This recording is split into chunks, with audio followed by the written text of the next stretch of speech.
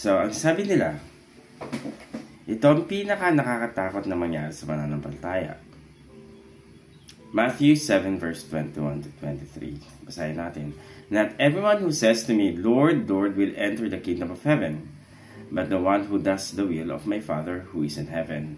On that day, many will say to me, Lord, Lord, did we not prophesy in your name, and cast out demons in your name, and do many mighty works in your name?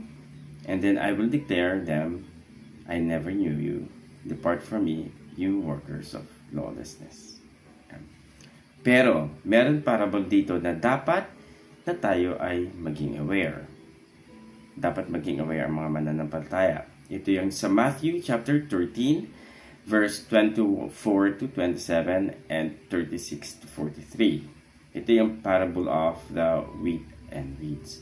So, bibigyan ko lang kayo kung ano nangyari dito, no? Sa istorya to. Ito yung damo, tapos isang trigo or wheat and weeds na parehas lumago.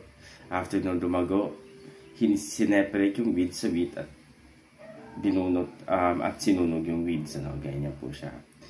So, sa istoryang ito, si Satan ay nagtanim ng weeds o ng damo sa church.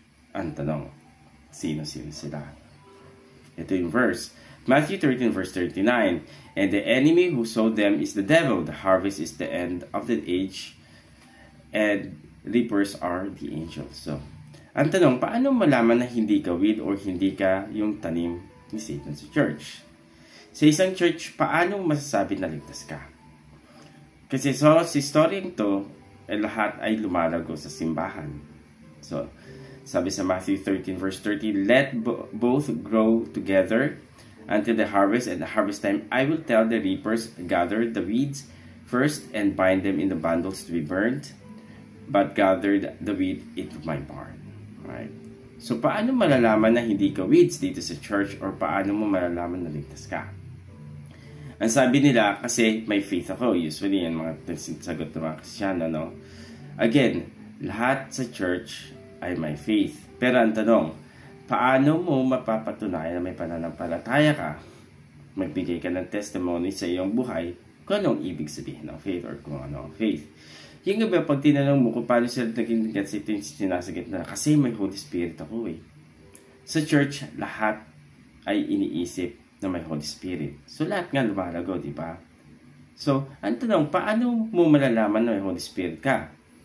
Alam mo bang kumikilos ang o pagkilos ng banal na spirito? Magbigay ka ng halimbawa sa iyong buhay.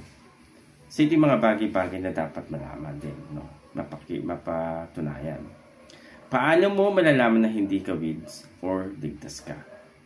Yan. Ang sagot ay nasa chapter 13 na ito.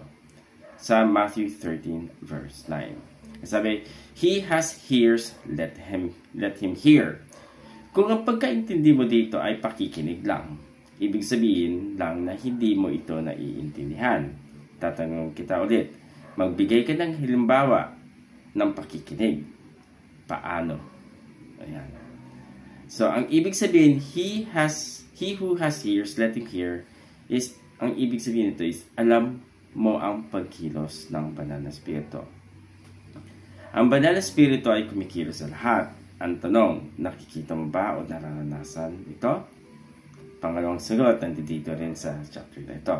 Ito yung verse dito na hindi nagpagaling ang ating Panginoon Jesus.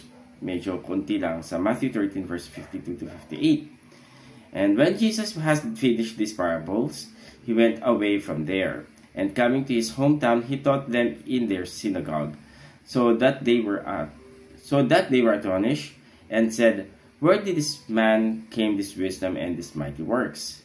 Is not this the carpenter's son? Is not his mother's called Mary? And are not his brothers James and Joseph and Simon and Judas? And are not all his sisters with us? And when did this man get all these things? And they took offense on him. But Jesus said to them, a prophet is not without honor except in his hometown and in his own household. And he did not do many mighty works there because of their unbelief. Now, ano pagkakaintindi dito sa unbelief? Remember, hindi siya nagpakita dito ng maraming miracles, no? Bakit kaya? Sabi sa unbelief. So, kung yung unbelief dito, it's sinasabi niyo or faith, it's naniwala lang. Anong ibig sabihin sa pagpapaniwala? Kasi yan ang mostly na ginagamit ng mga Christians, no? Maniwala ka. Yan ang nilalagay. Pero ang tanong, anong ibig sabihin? Magbigay ka ng halimbawa. Yan. Kung itong ibig sabihin ay maniwala lang, ibig sabihin, hindi mo naiintindihan ito. Hindi mo naiintindihan yung faith. Yan. The reason why, kung bakit hindi nakapagpagaling dito ang ating Panginoon Jesus, kasi ang unbelief dito ay, ang ibig sabihin yan as, hindi nila kilala ang Diyos. Hindi nila sinaliksik ang Diyos. Hindi nila nararanasan kung sino ang Diyos sa kanilang buhay, kaya tinawag na unbelief. Kaya hindi nakapagpagaling dito ang ating Panginoon kasi hindi nila kinilala at sinaliksik ang salita ng Diyos. Ang parables po ay mahiwaga. Hindi po ito basta-basta naiintindi ng isang tao lang nang nagbabasa sa kanyang salita. Matinding pagsasaliksik dito at matinding pagmamahal. May patnubay ito ng Banal na Espiritu kasi siya po ay nagbibigay ng mga karanasan dito upang maintindihan ito ng mabuti. Salamat.